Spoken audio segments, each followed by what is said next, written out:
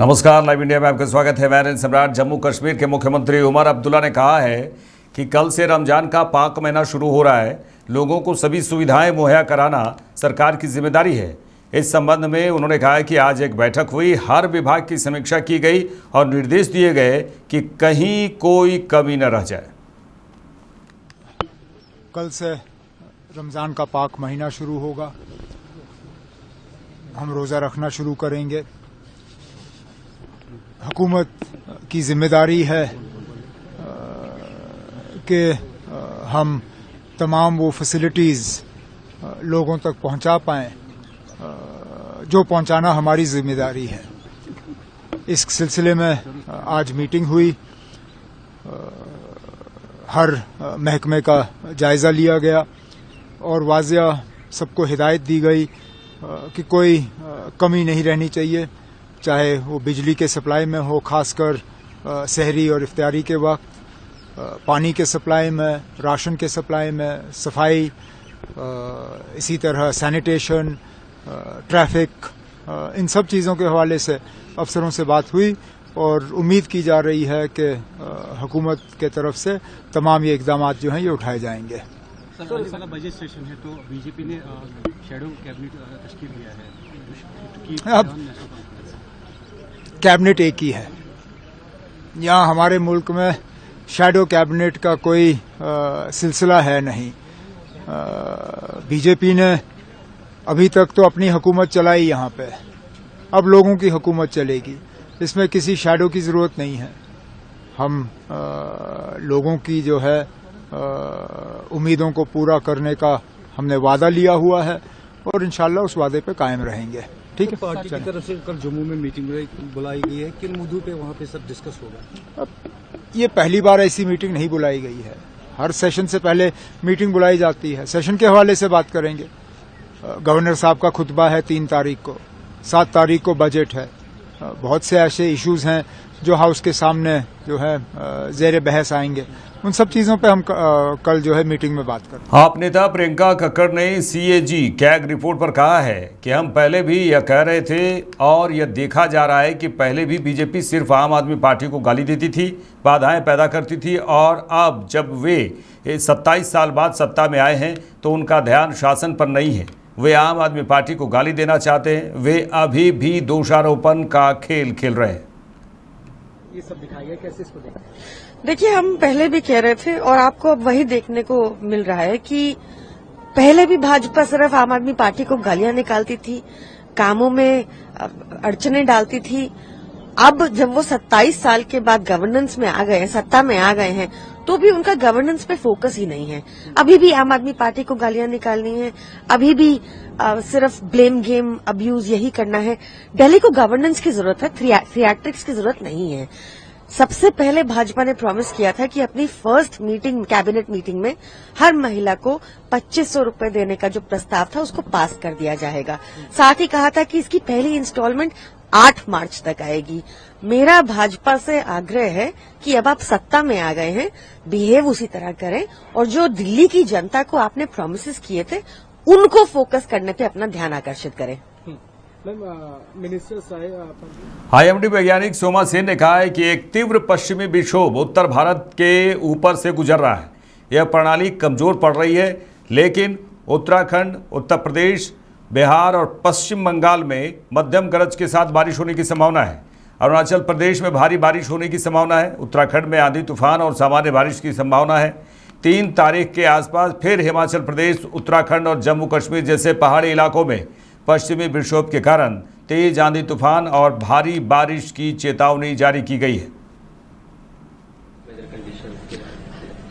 अगर अभी का मौसम का हाल देखते हैं तो एक बहुत इंटेंस पश्चिम विक्षोभ नॉर्थ इंडिया के ऊपर से निकल रही है। उसका जो एसोसिएटेड वेदर है लगभग वेस्टर्न पार्ट्स में खत्म हो चुकी है, मगर यूपी और आगे आपका बिहार, सब हिमालयन, वेस्ट बंगाल में आज भी थंडरस्टॉर्म एक्टिविटी होने की संभावना है और रात के समय, इवनिंग और रात के समय भारी वर्षा का भी संभावना है, खासकर अरुणाचल प्रदेश में। ये जो वेदर सिस्टम निकल रही है इसके साथ एसोसिएटेड आपने देखा होगा परसों और कल जो जिसका रिपोर्ट आज तक आई है, इसमें काफी भारी वर्षा का रिकॉर्ड है और इनफैक्ट कल सुबह का जो रिपोर्ट आया था उसमें उधमपुर में 21 सेंटीमीटर बारिश जम्मू कश्मीर में और हिमाचल प्रदेश में भी अति भारी वर्षा और उत्तराखंड में भी भारी वर्षा हुआ था। आज का अगर स्थिति देखते हैं, रेनफॉल पूरा थोड़ा ईस्टवर्ड मूव कर गया था और कल रात का बात करें तो कल रात को आपका ज्यादातर उत्तराखंड और हिमाचल प्रदेश में ही सबसे ज्यादा कल बारिश हुआ है। स्नोफॉल भी सबसे ज्यादा यहीं पर हुई है और एसोसिएटेड इम्पैक्ट भी सबसे ज्यादा कल इधर हुआ है। आज का और हेल स्टॉर्म का बात करें, जिसके लिए हमने ऑरेंज अलर्ट पूरा नॉर्थ वेस्ट इंडिया में दिया था, रियलाइज भी हुई है पूरा नॉर्थ वेस्ट इंडिया से, खासकर राजस्थान से लेके पंजाब, हरियाणा, हिमाचल प्रदेश, उत्तराखंड, वेस्ट उत्तर प्रदेश सभी राज्यों में गस्टी विंड्स भी आई है और स्ट्रांग विंड्स और मेनली हेल स्टॉर्म्स हुई है। आज का अगर स्थिति देखते हैं तो पश्चिम विक्षोभ बहुत ज्यादा मूव तो नहीं किया है मगर काफी वीक हो गया है। उसके एसोसिएटेड जो लो लेवल फीचर्स थे वो भी काफी वीक हो गया है। मॉइस्चर काफी कम हो रहा है, जिसके चलते आज का हमारा उम्मीद है कि थोड़ा लाइट थंडरस्टॉर्म एक्टिविटी रहेगी, खासकर उत्तराखंड और उत्तर प्रदेश, बिहार और थोड़ा सब हिमालयन वेस्ट बंगाल में।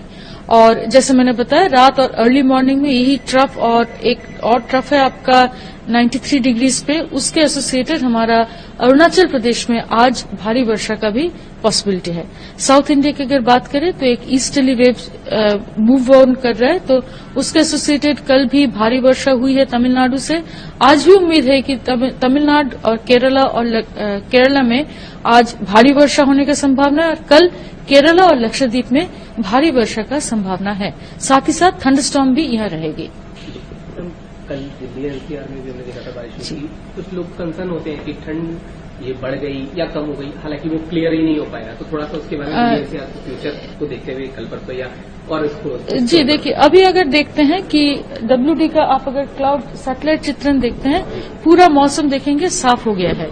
नॉर्थ वेस्ट इंडिया की बात करें यानी पंजाब, हरियाणा लगभग क्लाउड कवर निकल चुकी है। इधर अभी दिन के समय सूरज के तेज रोशनी के कारण धीरे धीरे अभी मैक्सिमम टेम्परेचर बढ़ेगा और मिनिमम टेम्परेचर में थोड़ा घटौती होने की संभावना है 1 से 2 दिन। उसके बाद एक और जैसे फ्रेश पश्चिम विक्षोभ आ रही है, उसके चलते थोड़ा बादल बढ़ेगी, जिसके चलते मैक्सिमम टेम्परेचर जो 2 दिन में बढ़ेगी उसके बाद थोड़ा घटने की संभावना है और मिनिमम टेम्परेचर जो है लगभग थोड़ा घटने के बाद इसी रेंज में रहने की संभावना है अगले 4 से 5 दिन। मैं पर्टिकुलरली उत्तराखंड की अगर आपसे बात करना चाहूँ तो उसके वेदर के बारे में थोड़ा सा हमें प्रकाश। जी बिल्कुल, अभी आज का अगर देखते हैं तो आज भी हमारा थंडरस्टॉर्म लाइटनिंग एक्टिविटी का पॉसिबिलिटी है और साथ ही साथ हमारा उत्तराखंड में थंडरस्टॉर्म्स के लिए आज हमने और उत्तराखंड के साथ आपका थोड़ा मॉडरेट रेन भी होने की पॉसिबिलिटी है। मगर जो मेन उत्तराखंड में अभी वेदर आने वाली है, जैसे कल का अगर बारिश का रिकॉर्ड देखते हैं तो बारिश आपका कल 8 सेंटीमीटर हुआ था, हेल स्टॉर्म भी हुआ है और 2 सेंटीमीटर तक का स्नोफॉल भी हुई है। और आज का अगर स्थिति देखते हैं तो इसके बाद से तीसरे दिन यानी कि आज जैसे 1 तारीख है, 3 तारीख के आसपास हमारी उम्मीद है दोबारा उत्तराखंड, हिमाचल प्रदेश, जम्मू एंड कश्मीर पहाड़ी क्षेत्र में एक फ्रेश पश्चिम विक्षोभ के लिए थंडरस्टॉर्म एक्टिविटी और रेन भी बढ़ेगी, जिसके चलते भारी वर्षा का भी चेतावनी जारी किए हैं हिमाचल प्रदेश और जम्मू एंड कश्मीर में। साथ ही जो अलर्ट है इनको लेकर जो आपने अभी जिक्र किया वो एक बार क्लियरली मेंशन है। आज हमारे अलर्ट है, जम्मू एंड कश्मीर में कुछ अलर्ट नहीं है, हिमाचल प्रदेश और उत्तराखंड में येलो अलर्ट है। हिमाचल प्रदेश में मेनली बारिश के लिए, उत्तराखंड में थंडरस्टॉर्म एक्टिविटी के लिए और कल कुछ अलर्ट नहीं है। परसों अगर देखते हैं, परसों दोबारा येलो अलर्ट जारी होगी, मेनली आपका जम्मू एंड कश्मीर, हिमाचल प्रदेश के लिए। उत्तराखंड में भी थोड़ा बहुत थंडरस्टॉर्म एक्टिविटी होने की चांसेस है, उसके लिए उत्तराखंड में कम एक्टिविटी होगी, तो इसके लिए उत्तराखंड में भी येलो अलर्ट रहेगी। चलिए आगे बढ़ेंगे। गोपालगंज डीएम प्रशांत कुमार ने समाहरणालय परिसर से नीलाम पत्र वारंट एक्सप्रेस ऋण वसूली जागरूकता रथ रवाना किया। कुल 7 रथ को हरी झंडी दिखाकर रवाना किया गया है। संबंधित रथ सर्वसाधारण को जिला प्रशासन गोपालगंज के संदेश जन जन तक पहुंचाने के लिए प्रत्येक प्रखंडों में भेजा जा रहा है। इस दौरान विभाग के अधिकारी और कर्मचारी मौजूद रहे। सरकार के द्वारा और जिला प्रशासन के द्वारा प्राथमिकता पर ली जा रही है। इसमें महत्वपूर्ण कदम है कि जितने भी सर्टिफिकेट देनदार हैं उनको नोटिसेस एवं वारंट का तामीला कराना। इसी उपलक्ष्य में आज 7 तामीला एक्सप्रेसेस यहाँ से समाहरणालय परिसर से फ्लैग ऑफ किए गए हैं। प्रत्येक 2 प्रखंड के लिए 1 तामीला एक्सप्रेस रहेगा। इसके माध्यम से जितने भी देनदार हैं उनको नोटिसेस की तामीला की जाएगी और वारंट्स का भी तामीला किया जाएगा। लगभग 250 से ज़्यादा वारंट निर्गत हो गया, उनका भी तामीला होगा। मेरा देखिए आपके माध्यम से सभी जितने भी देनदार हैं उनसे रिक्वेस्ट ये रहेगा कि जो भी आपका जो सर्टिफिकेट केस में जितना भी बकाया राशि बनता है कृपया इसको समय जमा करें ताकि जल्द से जल्द मामला का निपटारा हो सके। फर्जी वोटर कार्ड पर कांग्रेस नेता अधीर रंजन चौधरी ने कहा है कि पश्चिम बंगाल पर लाखों की संख्या में फर्जी वोटर हैं। जहां सत्तारूढ़ पार्टी धांधली करती है, चाहे वो महाराष्ट्र हो या बंगाल हो, वहां आपको फर्जी वोटर जरूर मिलेंगे और एक नए लाखों की संख्या में मिलेंगे। पश्चिम बंगाल की सरकार फर्जी वोटर बनाने में माहिर है और उन्होंने कहा कि आज से नहीं कई सालों से, इसलिए यहाँ पर फर्जी वोटर भरे हुए हैं। देखिए यहाँ लाखों की तादाद में फर्जी वोटर मौजूद है। जहां सत्तारूढ़ पार्टी मतलब धांधली करते हैं, चाहे वो महाराष्ट्र हो चाहे बंगाल हो, वहां फर्जी वोटर जरूर आपको मिलेगा और एक नहीं लाखों की तादाद में। बंगाल की जो सरकार ये फर्जी वोटर बनाने में माहिर है, आज से नहीं कई सालों से। तो ये फर्जी वोटर इसलिए बढ़ा हुआ है यहाँ।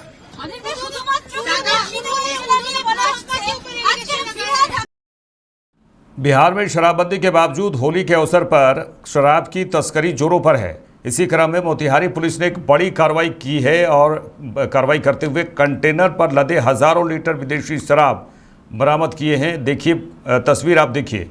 पुलिस ने शराब लदे एक कंटेनर और पिकअप वाहन जब्त किए। हालांकि तस्कर अंधेरे का फायदा उठाकर फरार तो हो गए। दरअसल मेहजी थानाध्यक्ष रणधीर कुमार भट्ट को गुप्त सूचना मिली थी कि पंजाब से भारी मात्रा में शराब की खेप थाना क्षेत्र के सुरसाबाद स्थित पुराने कोल्ड स्टोर के पास उतरने वाली है। सूचना मिलते ही उन्होंने तुरंत मोतिहारी एसपी स्वर्ण प्रभात को जानकारी दी और तस्करों की गिरफ्तारी के लिए रणनीति बनाई।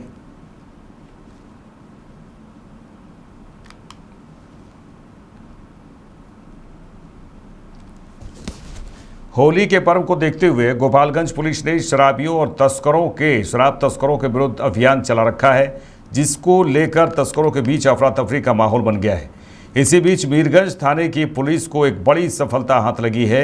जिले के मीरगंज थाने के पुलिस ने थाना क्षेत्र के पिपरा गांव के समीप से गुप्त सूचना के आधार पर छापेमारी कर 26 पेटी शराब को तकरीबन 162 लीटर जो शराब है उसे जब्त किया है और शराब के साथ 2 लोगों को भी गिरफ्तार किया गया है।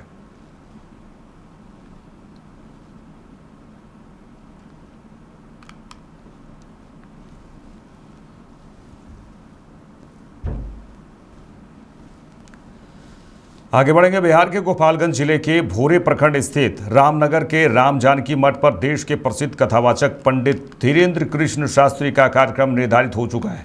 रामनगर मठ पर होने वाले इस कार्यक्रम को लेकर तैयारियां पूरी तरह से तेज हो चुकी हैं। आगामी 6 मार्च से 10 मार्च तक मठ पर हनुमत कथा का आयोजन किया जाना है। हालांकि इस कार्यक्रम को धार देने के लिए रामनगर के राम जानकी मठ के मठाधीश हेमकांत शरण देवाचार्य ने प्रसिद्ध कथावाचक पंडित धीरेन्द्र कृष्ण शास्त्री को आमंत्रण भेजा था, जिसे बाबा बागेश्वर ने स्वीकार कर लिया है। रामचंद्र भगवान की जय, बागेश्वर धाम की जय। अंजना नंदनम वीरम जानकी शोकनाशनम कपिस्मक्ष हंतारम वंदे लंका भयंकर। हनुमान जी महाराज के दिव्य रूप, दिव्य नाम, दिव्यता, उनकी कथा जीवन की वृथा को मिटाने वाली है। और हम इस वीडियो के माध्यम से बताते हुए बिहार वालों को बड़ी खुशखबरी देना चाहते हैं। हम आपके साथ 5 दिन तक रहेंगे। पूज्य परम पूज्य श्री हेमकांत शरण जी महाराज की सानिध्यता में श्री राम जानकी मठ, जो कि रामनगर गोपालगंज बिहार में है, वहां 6 मार्च से 10 मार्च तक 5 दिवसीय हनुमान जी पर चर्चा होने जा रही है।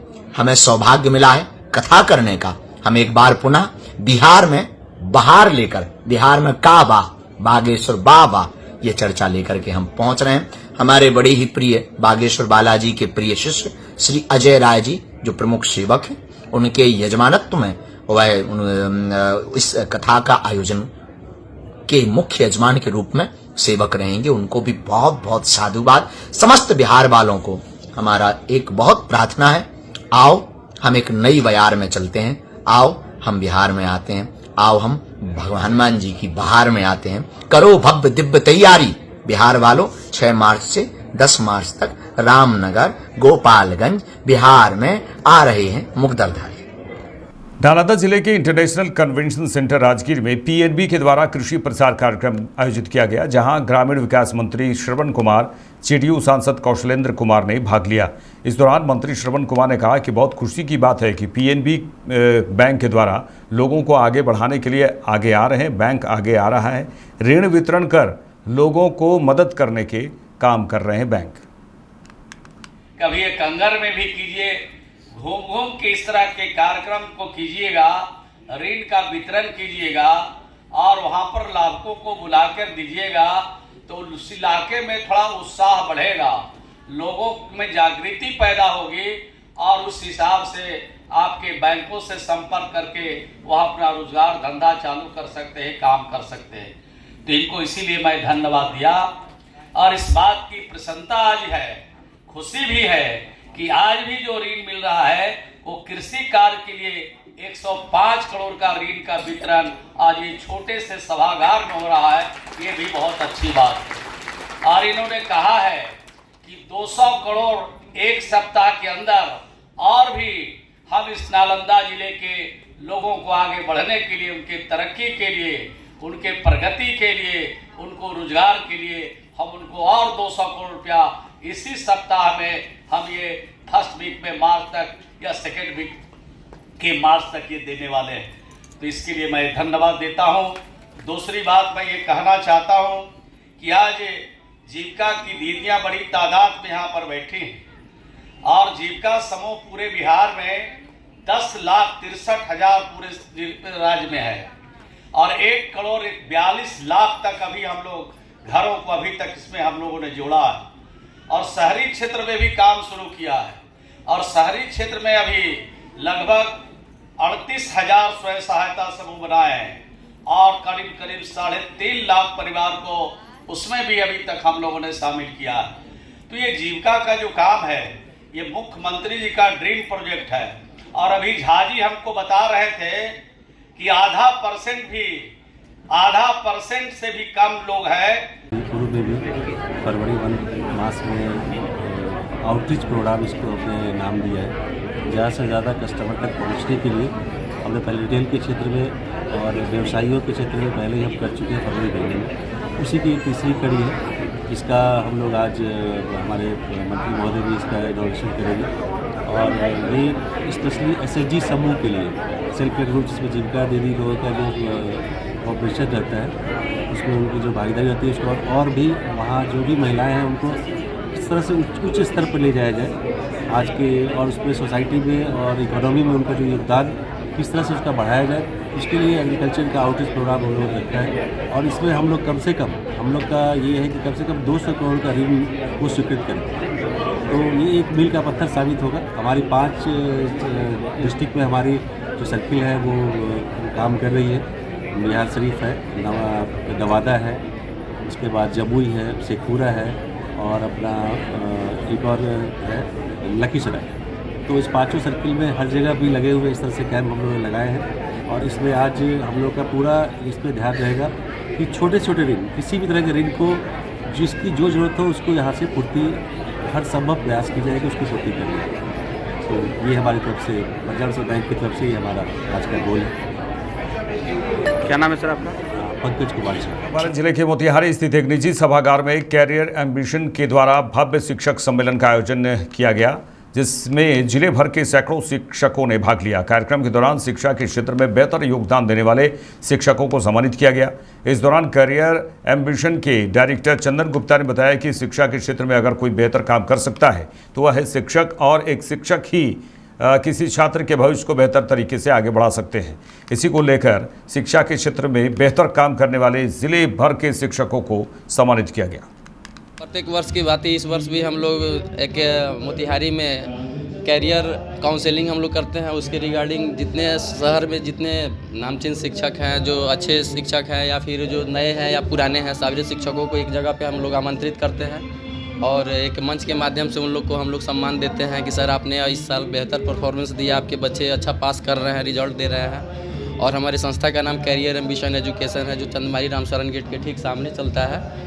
और पिछले 16 सालों से हम लोग काउंसलिंग कर रहे हैं बच्चों का, और अलग अलग क्षेत्र में, अलग अलग कॉलेज में, इंडिया के विभिन्न शहर में हम लोग नामांकन कराते आए हैं। अप्रॉक्स 5000 प्लस बच्चों का हम लोगों ने नामांकन कराया है। और इस सभा में जितने सारे लोग आए हैं उस सभी लोगों को हम लोग बहुत बहुत धन्यवाद देते हुए सबको हम लोगों ने सम्मानित किया है, और एक मोमेंटो और कुछ गिफ्ट के माध्यम से। और कम से कम हम लोग अभी 250-300 लोगों को सम्मानित कर चुके हैं इस मंच के माध्यम से। और आप सभी जो भी मीडिया बंधु आए हुए हैं, आप सभी मीडिया बंधु लोगों का बहुत बहुत धन्यवाद। Thank you. जो भी इंटर के बाद बच्चे जो रिजल्ट आने वाला है वो बहुत कंफ्यूज रहते हैं कि अब हम क्या करें आगे, कि हमारा कैरियर में जल्द से जल्द सक्सेस हम अचीव कर लें। उसके लिए हम लोग बच्चों को कैरियर काउंसलिंग भी करते हैं और गाइडलाइन भी देते हैं कि कौन सा स्टूडेंट किस फील्ड में जाएगा तो जल्दी सक्सेस हो जाएगा। तो हम लोग डिफरेंट टाइप्स ऑफ कोर्स के बारे में बताते हैं। हमारे पास लगभग 150 प्लस कोर्सेज़ का यहाँ पे है कि हम लोग उसमें अलग अलग क्षेत्र में भेजने के लिए बताते हैं। कॉमर्स स्ट्रीम में क्या है, साइंस स्ट्रीम में क्या है, बायो स्ट्रीम में क्या है, तो बच्चों को हम लोग गाइडलाइन देते हैं। बहुत सारे ऐसे बच्चे और पेरेंट्स हैं जो कंफ्यूज रहते हैं, क्योंकि रिजल्ट तो अच्छा आ जाता है, जेईई और नीट की एग्ज़ाम भी देते हैं, लेकिन एक एक्सपर्ट काउंसलर के पास नहीं जा कर के खुद से काउंसलिंग करते हैं और उनको कन्फ्यूजन हो जाता है, जिसकी वजह से एबिलिटी। मेरे साथ इस बुलेटिन में इतना ही। देश दुनिया के तमाम खबरों के लिए देखते रहिए लाइव इंडिया। नमस्कार।